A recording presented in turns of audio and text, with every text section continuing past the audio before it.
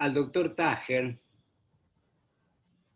El doctor Tajer es médico, cardiólogo clínico, es exdirector de la Revista Argentina de Cardiología, expresidente de la Sociedad Argentina de Cardiología, jefe de cardiología del Hospital El Cruce y interesantísimo opinador de muchísimas cosas. Tanto que yo recomiendo cada vez que aparece el nombre de Tajer asomarse, porque no todo es técnico. La mayoría de las cosas que a mí me interesaron no lo eran, y la verdad que aprendí mucho. Estamos en este Zoom gracias al doctor Tajer que nos lo ofreció buenamente, porque sí. Así que muchísimas gracias. Adelante, doctor.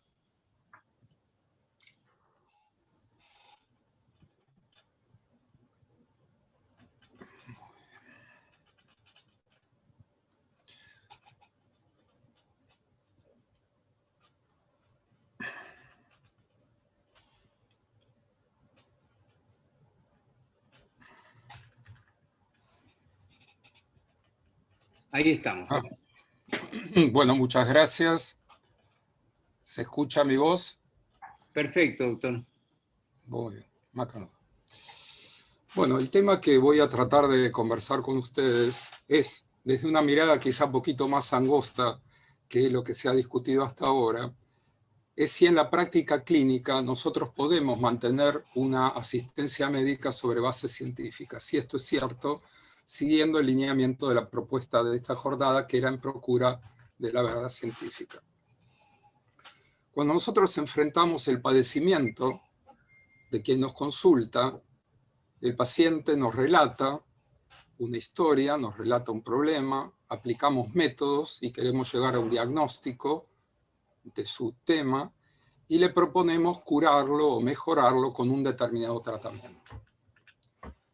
En las últimas décadas, desde la década del 90 particularmente, se ha consolidado una nueva mirada de la práctica médica, quizá un nuevo paradigma de la práctica médica, que es la medicina basada en la evidencia. Si quisiera aclarar que la palabra evidencia no se refiere al concepto de evidencia habitual filosóficamente, sino se refiere a pruebas científicas, el concepto de evidencia en un juicio. Esta medicina basada en pruebas surge en los años 80 y se consolida en los 90 y nos propone, frente a las decisiones concretas en un paciente, analizar en qué se basan nuestras conductas y nos propone también reelaborar todas las conductas para basarlas en las mejores pruebas científicas. Este cambio que se presume paradigmático nos dice que antes nosotros partíamos de observaciones clínicas no sistemáticas, teníamos una gran confianza en mecanismos o principios fisiopatológicos y confianza en los expertos. Y la medicina basada en la evidencia tiene su gran raíz y fortaleza en los ensayos clínicos controlados que, como decía un trabajo de Salim Yusuf publicado en 1984, necesitamos ensayos clínicos controlados con preguntas sencillas de grandes dimensiones para responder problemas médicos relevantes, como sería, por ejemplo, si la aspirina es buena o mala o reduce la mortalidad del infarto. Les voy a proponer un tema para seguir este tipo de razonamiento. Ya en la década del 60, el estudio de Framingham había mostrado que el colesterol elevado tenía asociación con ataques cardíacos. La pregunta es si era una causa de ataques cardíacos, si había motivos para pensar en eso, o era solamente un marcador. ¿Cuál es la diferencia? Que si nosotros podemos bajar el colesterol, podríamos mejorar el pronóstico, y si fuera un marcador, no. Se hicieron estudios de dieta para intentar bajar el colesterol, que no modificó los ataques cardíacos. Por otro lado, había asociación entre colesterol bajo y la aparición o el desarrollo de cáncer, de tal manera que en la década del 80, cuando yo hice la residencia, no se trataba a los pacientes con colesterol elevado con drogas. En el año 1994 se publicó este estudio, que fue el estudio 4S, que lo que hizo fue dividir a los pacientes por mitades. A la mitad le dio simvastatina, a la mitad le dio placebo, bajaron el nivel de colesterol malo y bajó la mortalidad de 12% a 8%. ¿Qué demostré desde el punto de vista de la verdad científica? Y nos vamos a detener en este tema en un ratito. Que los pacientes coronarios que toman simvastatina tienen menor mortalidad poblacional. No hay ninguna duda que esto es cierto, que es verdad. Demostré que bajar el colesterol se asocia a menor mortalidad. Esa es una generalización que se va a cuestionar de este tipo de diseño de ensayos clínicos. Esta forma de mirar la realidad médica nos remite a un concepto de medicina de poblaciones. ¿Qué sería medicina de poblaciones? Nosotros tomamos 100 personas con infarto, como en el estudio 4S, que tienen un 12% de mortalidad, les damos durante 4 o 5 años una simvastatina y bajamos 4 muertes. De tal manera que el 96% de los pacientes siguen igual. Hay 8 que se iban a morir y se mueren, los otros cerca de 80 y pico que no se iban a morir, no se mueren, y tratamos 100 personas para mejorar 4. ¿Cuál es la conducta habitual? Bueno, todo paciente con este tipo de cuadro lo trataríamos en forma similar con simvastatina, y hoy todos los pacientes con problemas cardiovasculares se tratan con estatina, pero no sabemos a qué paciente estamos beneficiando. En el año 95, la medicina basada en la evidencia hace una especie de proclama de principios, dice las decisiones deben ser basadas en la mejor evidencia científica, el problema clínico debe guiar la búsqueda, y este es un punto crucial. Se requiere un pensamiento epidemiológico y estadístico, un poco como podríamos graficar en este famoso cuadro, la lección de anatomía, donde el doctor Tull mueve un tendón del cadáver y muestra cómo se mueve el dedo, ¿sí? La mecánica del cuerpo humano, y nosotros en este momento le hemos agregado la P menor de 0.05, que es un pensamiento crucial para la toma de decisiones hoy en día con la medicina basada en la evidencia. ¿Qué aprendimos en estos años? Esto es un ejemplo. Cuando yo empecé la residencia, los pacientes con infarto se iban sin ningún tratamiento. Lo que aprendimos entre el 80 y los 90 es que si le damos aspirina, beta bloqueantes, le bajamos el colesterol, le damos inhibidora de enzima convertidora, tenemos un impacto muy relevante sobre la evolución de los pacientes, una reducción de muerte, de ACV e infarto de grandes magnitudes, un 75%, y si lo vemos en términos de evolución, casi prolonga 12 años la vida. Hoy en día tenemos, para aferrarnos, los criterios de verdad. ¿A qué consideramos verdadero? Por ejemplo, en una guía de práctica clínica, o un metaanálisis. ¿Qué sería el metaanálisis? Un resumen de ensayos clínicos similares que le da mucho más poder estadístico. Y luego tenemos otros criterios de verdad, 1A, 1B, y los criterios que se llaman C son aquellos en los cuales los expertos están de acuerdo, pero que no tienen pruebas o fundamentos científicos rígidos. La medicina basada en la evidencia ha recibido múltiples críticas, entre ellas el pseudoempoderamiento de los médicos prácticos, ahora vamos a comenzar, algunos aspectos de deshumanización, la descalificación del pensamiento fisiopatológico, aspectos éticos, y por ahí vamos a dejar para el final la discusión epistemológica. Quería recomendar un libro extraordinario para médicos, supongo yo para filósofos también, que es este Manual de Filosofía de la Medicina, que hoy en día se puede conseguir en PDF de forma gratuita, y tiene un capítulo muy lindo dedicado a una crítica epistemológica de la medicina basada en la evidencia. ¿Qué es lo que dice el empoderamiento del médico práctico? Ya ahora el médico no tiene que invocar a las grandes autoridades, todos podemos leer los ensayos clínicos y extraer la información de las revistas y efectuar los análisis. Esto en realidad es una fantasía, dada la cantidad inmensa de papers que se publican y que los médicos dedican menos de 60 minutos por semana a las lecturas científicas.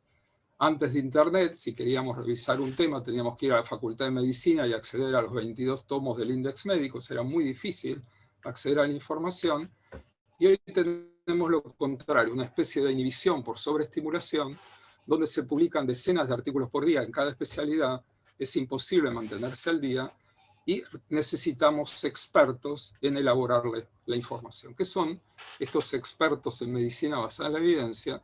Son aquellos que extraen la información de los ensayos clínicos, de los metaanálisis, para guiar estas decisiones clínicas, las guías y los libros de evidencia, y en la práctica hay un desplazamiento del antiguo principio de autoridad académica de los médicos prácticos o prestigiosos a los evidenciólogos. Yo me reconozco también como evidenciólogo, y este es un libro que venimos publicando ya en 9 ediciones del año 2000, que se llama Evidencias en Cardiología, que lo utilizan muchos médicos de la especialidad como guía para la evidencia. Otra de las críticas que se han hecho a la medicina basada en la evidencia es aspectos de que no contempla al individuo, dado que tiene un pensamiento matemático, y la defensa ha sido proponer esta trilogía de elementos en los cuales está la evidencia científica, pero se requiere la experiencia del profesional y las preferencias del paciente para llevar a la toma de decisiones. Aspectos éticos se han cuestionado. No cabe duda que basar la práctica en pruebas científicas mejora la evolución de los pacientes y los clínicos estamos mejor informados, y cuando se toman políticas públicas mejora la equidad, mejora la asignación de recursos. Pero acá tenemos algunos aspectos éticos que son relevantes. En la década del 80, por lo menos en cardiología, que fue uno de los grandes campos de la investigación, había muy escasos tratamientos. Como les decía, un infarto se iba sin ningún tratamiento. Las redes de investigación eran redes comunitarias, como la red ISIS en Inglaterra o la red GISI en Italia. Se hablaba de mortalidad, es decir, de eventos duros, y la significación estadística era muy cercana a la relevancia clínica. Pero esto ha tenido una gran transformación, dado que hoy en día, por ejemplo, ya hay múltiples tratamientos que son útiles. Las redes son científico-empresariales tremendamente costosas. Los puntos finales muchas veces ya no son mortalidad, sino puntos blandos, relevantes, que es un infarto. Hay varias definiciones de infarto, las definiciones de infarto están cuestionadas. Y muchas veces la significación estadística no se acerca a la relevancia clínica. Esto que les muestro acá es como si fuera un mapa de superficie de una guía de la definición universal de infarto, y lo que les resalto aquí en verde son los conflictos de intereses que declaran los científicos que hicieron estas guías. En contra, hoy en día sabemos que la mayor parte de la investigación es financiada por la industria, que los que escriben las guías casi todos tienen financiamiento de la industria, y aparte, las estrategias de selección indican sobre qué temas hay pruebas. Es decir, ¿quién genera pruebas de tratamiento sobre Chagas? Nadie, porque no tiene financiamiento. Y otra de las críticas es que limita la autonomía del profesional. Los médicos son castigados o premiados de acuerdo a que traten a los pacientes de acuerdo a la evidencia que establecen los sistemas de salud, perdiendo así la autonomía. Este artículo filosófico termina diciendo que la explotación de la medicina basada en la evidencia por intereses comerciales y el impacto de la medicina basada en la evidencia en angostar la agenda de investigación puede llevar a una reestructuración más o menos radical de la jerarquía de la relevancia de la medicina basada en la evidencia y la forma como se hace y se evalúa la investigación. Quizá más ajustado al tema de la mesa es la crítica epistemológica, que creo muy interesante. ¿Puede la medicina probar la medicina basada en la evidencia, la experimentación en grandes ensayos clínicos? Probar la causalidad. Causalidad significa que este tratamiento produce el efecto que se dice. Creemos que sí.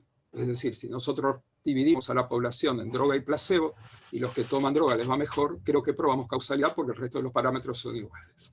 Pero es difícil generalizar. Hay problemas en los modelos fisiopatológicos de causalidad, y quizá lo más relevante para el médico práctico es la dificultad para aplicar resultados de los ensayos clínicos a los pacientes individuales, a este paciente concreto que vemos. ¿Por qué? Los ensayos clínicos tienen limitaciones. En primera instancia excluyen pacientes que existen en el mundo real. Por ejemplo, recientemente la vacuna Sputnik publicó un trabajo en Lancet, pero no incluyó pacientes con neoplasias, embarazadas, niños inmunodeprimidos, pacientes tratados con corticoides, pacientes que hubieran tenido previamente COVID. Sin embargo, todos estos pacientes existen y nos preguntan qué hacer.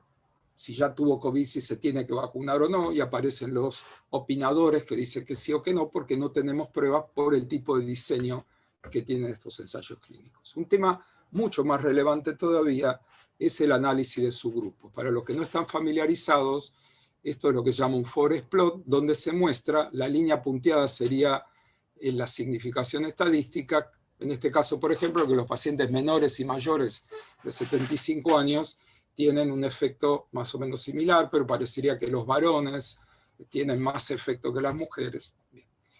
nosotros siempre nos vemos tentados a mirar el análisis de subgrupos para acercarnos al paciente individual, pero ha habido una crítica mortal a este tema, que es la del estudio DISIS, porque dice, mira, hicimos un estudio donde la aspirina reduce un 20% la mortalidad.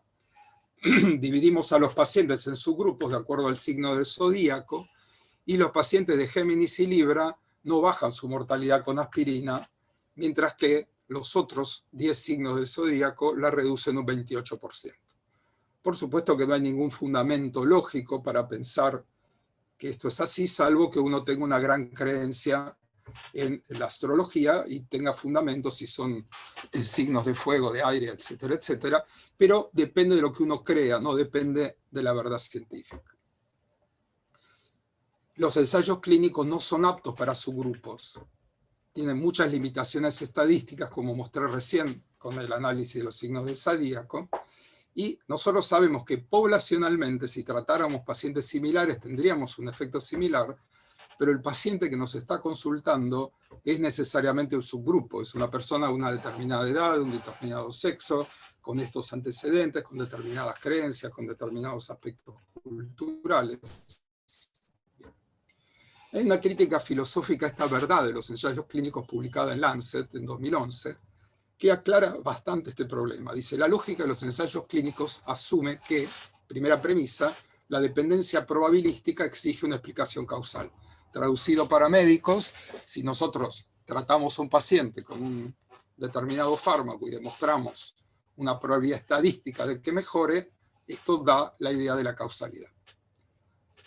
Todos los parámetros fuera del tratamiento están distribuidos en forma similar entre los dos grupos, principio básico de la randomización o aleatorización, y este es el punto duro. La única explicación posible, dados estas premisas, es que el tratamiento causó el cambio de evolución en algunos miembros del grupo. Nosotros decimos causó un cambio de evolución en la población, pero en realidad es en algunos miembros del grupo.